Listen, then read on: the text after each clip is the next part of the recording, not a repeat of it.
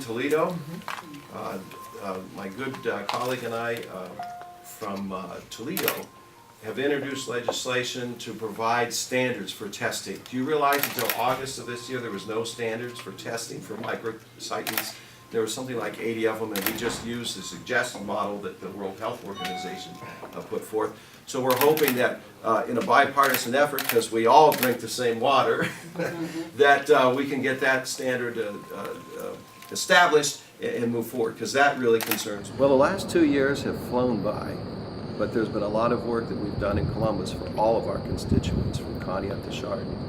And one of the pieces that often is overlooked is one that benefits those in Geauga County. And that was HB 216, which allows a school district debt forgiveness if it chooses, and this is local control, if it chooses to be consolidated with another district. It was wrapped into a larger bill, an omnibus bill recently with the mid-biennium review this past June. Specifically, it benefits Ledgemont.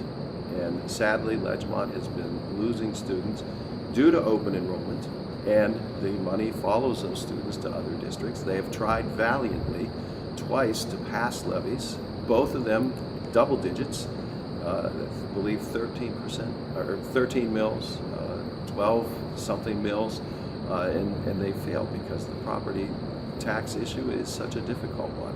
They've tried. In an ideal world, as a teacher, I would want Ledgemont to remain open, but the reality is students are leaving on open enrollment all around them. That bill allows that school district to choose its path without debt. And currently, with debt, there's no district that can absorb the over $2 million that Ledgemont has accrued. And I don't want to see that happen, but reality says that there has to be some changes over there, and there couldn't be without that debt being absorbed by the state. So I'm very, very pleased with that, so that those people can chart their own destiny. You know if they made that step forward? Yes, they have begun to. They've begun talks with the Cardinal District, serious talks, and Cardinal is just to the south. It borders right on Ledgemont there at Montville Township and Huntsburg Township. So the two superintendents and those boards are already holding preliminary discussions about that. Another piece of legislation, very proud of, and it affects our district, is the maple syrup bill. Ohio is one of the top 6 producers of maple syrup. Now, amazingly, during the Civil War, we were #1. And people might say, well, what's the big deal with maple syrup? Before we can promote this product, we have to raise awareness, and that's what this bill does. There's a very active group of maple syrup producers in Ashtabula and Geauga County, and that group raises millions of dollars collectively through the sale and the purchase of maple-related products. I don't think people realize that about 80% of our raw sap goes to Vermont to be processed, and then it comes back and we buy it. I would like to close all of those loops so that we produce it, we process it, we buy it here, and that creates jobs right in the 99th District. My feeling, in an overarching way, is that our assets, and maple trees are one of our assets. They don't grow everywhere in the world. It's something unique to the Great Lakes in the United States. Let's take our assets, those things that cannot be outsourced. And how many jobs have we lost over the years that have been outsourced? Those trees aren't going anywhere. The maple syrup industry isn't going anywhere. So let's close all the loops on that industry so that we continue to generate revenue and create jobs here in the county. And the first thing to do is to raise awareness. And that's why that bill was so important, to get people to know that we have something very special here. Another issue that's been bubbling up is Lyme disease. And I've worked, as I always do, with my fellow legislators across the aisle. This is a disease that it impacts Republicans, Democrats, because those ticks don't know an R from a D, from an independent to a Green Party to a Libertarian. Ashtabula County, and I suspect soon Geauga, because it is migrating westward, hosts, sadly, Lyme disease, black-legged deer ticks, very well over here. They're doing quite well. In fact, because our deer population is so high, because our white-footed mouse population is so high. And I've personally gone out with Dr. Glenn Needham to collect ticks from the field. In fact, the first day of deer season, we went to Smoke and Teas down on Stanhope Gallogsville Road. We're looking for ticks up at the Kingsville Sand Barren. And 4 deers that were brought in, 2 of them from out of county and out of district, 2 of them from in district. On one of those deers, we picked off ticks right behind the ears, right behind the armpits. I want all of our people, as we go into the hunting season, deer hunting archery season opened just last Saturday, as we begin to harvest soybeans and corn and enjoy the fall in the outdoors. These ticks are alive, they're out there, and we just have to be aware of it, because Lyme disease can be misdiagnosed. And so my point is, I've been working with my colleagues. We were able to get within the budget, restore, I should say, $650,000 for a tick testing center. Along with mosquitoes, we have West Nile virus in Ohio here. The other day I had a phone call with Rep. Rule, who I've been working, Margaret Ann Rule, who also, she's number 2, her district number 2 in the state, excuse me, in terms of ticks. We had a conversation with the ODH, also on the phone, to talk about how that $650,000 can be part of the budget in the next biennium, how critically important that is to make people aware and to do the testing that we need to for these vector-borne illnesses. As we move forward into the next year, I'm looking now in 2015 after the election is over. There are a number of areas that really are on my agenda in terms of economic growth for the district. And I want to share with you, there are 5 pillars that I feel are critically important for long-term sustainable growth in the 99th District. One is an educated workforce, and that is why I've founded the Education Funding Caucus to address those funding issues with respect to a healthy, across-the-board education opportunities for all of our children. And I'm not just talking about the traditional college prep track. In addition to that, it's restoring VOAG education to schools, because we have an aging farm population and we need young people to go into those callings. It's about consumer science, simple things like checkbook balancing and how the stock market works, and life skills that can be taught that has been eliminated. It's art and music in gym, phys ed, K-12, other education opportunities that the kids really need to discover what their calling is in life, and we have to be able to offer that to our kids. And they've been cut out because of budget cuts and because of the overemphasis on standardized high-stakes testing. So, an educated workforce. Secondly, we're going to continue with the infrastructure improvements in Ashtabula County. Route 90 is an excellent example of that. The bridge over the railroad tracks in Amboy between North Kingsville and Conneaut. That bridge is 75 years old. It's going to be replaced next year. We're going to have some hiccups. There's going to be some issues in terms of transportation issues with respect to the hospitals and the safety forces, and I understand that, but we have to replace that bridge. In fact, I was out talking to some of the guys in North Kingsville, the maintenance department, a few weeks ago, and they actually had to cut off the rebar on the bridge deck that was exposed. They were concerned about safety, those rebar puncturing car tires. It's past its age. Typically 50 years is it. So we're going to get that restored next year. It was the project along the lake this summer between Geneva on the Lake and Saybrook. We worked closely with ODOT to make sure that transportation issues and detours weren't a problem for those people, and our office did not receive one call about the detour issues. ODOT worked very well with us and with the communities on those sorts of things.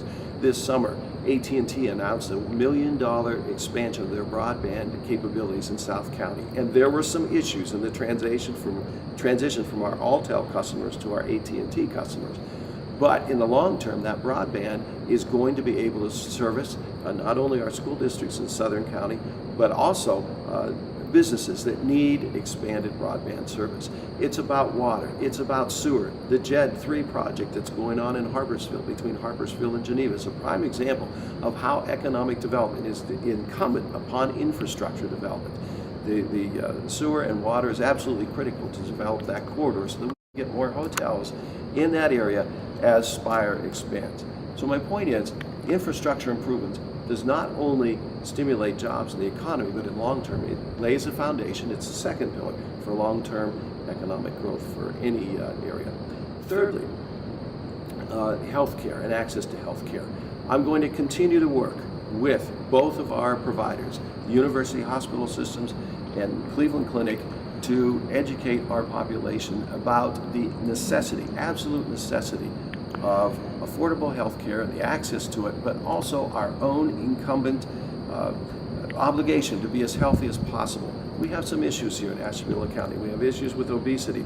We have issues with diabetes. We have issues with vitamin D deficiency because of the cloudiness that comes in the wintertime. We have to be careful of that, and that can lead to other issues. We also have a problem with Lyme disease, as I mentioned earlier. My point is that I have hosted and will continue to co-host it and continue to work with our two providers to increase awareness and to get our population healthy, because without health, we're going to be lacking the opportunity to move into new jobs as they're created or continue to staff jobs as they already exist. Okay, the fourth pillar is this: a lifestyle that is quality. And I'm talking about parks, and we have a Metro Parks levy that's coming up that's critically important. The bike path that stretches from one end of the county to the other that's paved. We need to finish that all the way to the lakes, so we have that capability. We have not only Lake Erie, but we have the largest inland lake in Ohio in terms of Pymatuning. Over 1 million visitors come to Pymatuning every year for recreational purposes. And we also possess in the district the largest private lake in Ohio, roaming shores. We have a unique blend of agriculture in the south and business and industry in the north. Open space. We are sitting on a gold mine of opportunities here. Of the 18 scenic rivers in Ohio, we have 3 of them. We have 2 deep water ports that no other district has. They might have 1, but we have 2. And as such, the quality of life that we sometimes take for granted. We have the most snow in Ohio, and I get that. Chardon is the snow capital of Ohio, and I understand that too. But instead of using that as a negative, let's turn that into a positive. If you want to, in Ohio, experience winter and stay within the state, where else are you going to come but the 99th District? And along those same lines with our quality of life, the viticulture industry that we have cultivated, pardon the pun, is critically important. Now, over 20 wineries we possess right here in the 99th District, and that is not only promoting tourism dollars, and by the way, tourism is a 400 million component of our overall economic spectrum, but it also allows us to make those connections we need in a social setting. The wineries are just absolutely phenomenal that we have to do that thing. It's another thing that we could celebrate. I also want to give a big shout out to our barn quilt folks who've been working this summer to promote awareness of our agriculture. Agritourism is big in Ashtabula County, Geauga County, and I think we can enhance that more. And the 5th component has to do with affordable housing and economics in particular. It is wonderful that we have housing that's so affordable. Now, we do need additional housing, especially what they would call executive housing, because I want our engineers, I want our plant managers to live in Ashtabula County, again, close those loops, but we need housing that is affordable for them. But I'm talking about middle class housing that we have.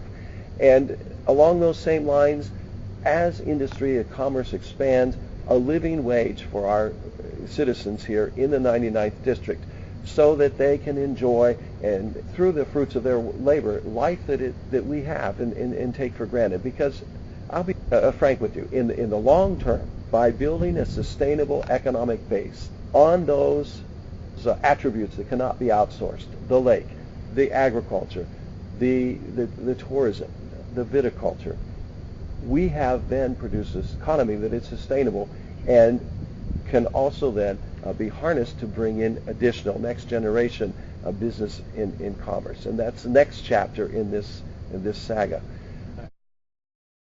Now, drugs and crime Yes. captured the headlines. Yes. And my website, that's the stories that everybody talks about. Yes. Do you have any legislation in the works or plan to address that issue? I served last summer, that would be the summer of 2013, on the special committee. I was appointed by the Speaker of the House to examine prescription drug addiction and the heroin epidemic in general. And yes, we do have a problem, and it's statewide. It's not just confined to our district, it's a nationwide problem. And there is some legislation that's already been passed, and there's legislation moving through the chambers to do what we can do at a legislative level. But I would suggest that it's also a local issue in terms of how we address it. I would like to convene and work with, and I have been working with since I took office, even before I took office, with law enforcement, with our civic leaders, to engage them in a conversation as to how we address this problem, because it has to be a comprehensive approach. We have to involve families. We have to involve our civic organizations, our churches, the Boy Scouts, the schools. We have to involve our business community, because it is one family, and this family in the 99th District is being held hostage, if you will, by the drug crisis here. To some extent, it doesn't affect everybody, but it can, and it does in some ways through our friends and extended family. It's going to take all of us to pull ourselves out of the scourge of drugs and the crime that's related to it. Now, there's an issue with housing the prisoners. Yes. And the amount of jail space. How do we address that? The first act that I engaged in once I was sworn in had to do with prisons. There were major problems at Lake Erie Correctional. My very first day in the job, I reached out to CIIC to ask for, as legislators are allowed to do, a surprise inspection of the Lake Erie Correctional Institution. And sure enough, 2.5 weeks later, we were there on a cold January morning to begin the investigation. And the team descended upon Conneaut. There were deficiencies, and I've been working with the new warden and his staff to deal with some of those challenges that we have. I just want it to be known that I'm keenly aware of this issue. The prison in Conneaut was designed for about 1,400.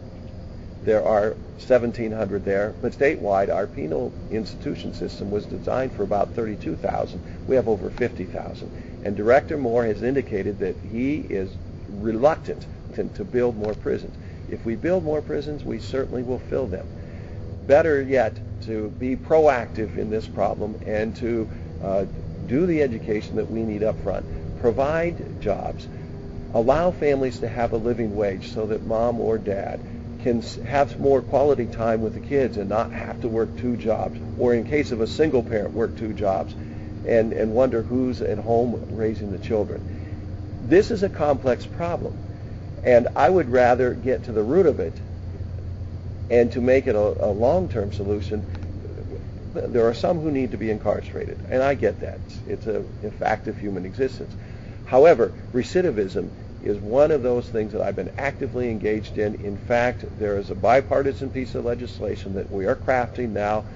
Again, I'm working across the aisle, as I always try to do, to address the issue of recidivism so that we can reclaim those lives, bring those people out into the public and give them opportunities to work. And I want you to know that 3 times I've been invited to the GED ceremonies at the Conneaut prison. And I've dug out my hood and my gown and my tam for the doctoral regalia that I possessed, because I wanted to make an impression on those men in there that this is an important day in their lives. The staff at Lake Erie has brought in families, kids, grandparents to watch this day of graduation that they thought would come, but just not in this session. I've talked with those individuals. What should I take back out of this? What do you want me to take back to the greater community? And to a man, they've said, insist that these kids get an education and offer them the best education possible so that they won't be as apt to move in those directions. And I take that to heart, and that's why we're working on recidivism. That's why I want to be proactive, and that's another reason why education is so critical up front, and why we have to support families to do just that. How do you attack the drug issue with the attitude of young people? When's a good time to start that? Pre-K, and this is why I firmly believe that we need to develop a robust pre-kindergarten program that will offer those services, wraparound services to those children so that they're ready to read. We want them to get on the road to reading by 3rd grade. We want to promote pre-K education so that those kids are all able to have the opportunity to read by the time they get to be 3rd grade. We cannot lose them, and that's critically important to catch them up front. And economic development, also a wonderful topic. And I stress to my colleagues that it's all the above. It's agriculture, it's business, it's industry. And in Geauga County, it's agritourism. And I'm really wanting to promote, and we came through Thompson, and they've got a sewer project going there. It's about infrastructure so that you can establish hotels and convention centers, and we're fortunate to have this here. But with additional working together, everybody working together, I am concerned about economic development across the entire region, from the Ohio River to Lake Erie. I was hoping to see you. How are you? I'm doing all right. Bill's following me to see what it's like to go on tours. Oh, okay. Good to see you. I even wrote you a personal note. That handwriting looks did. familiar. Exactly. sir. How now? Oh my gosh! It's been 2 years since I've been here. What grade are you in now? 4th. That's what I was.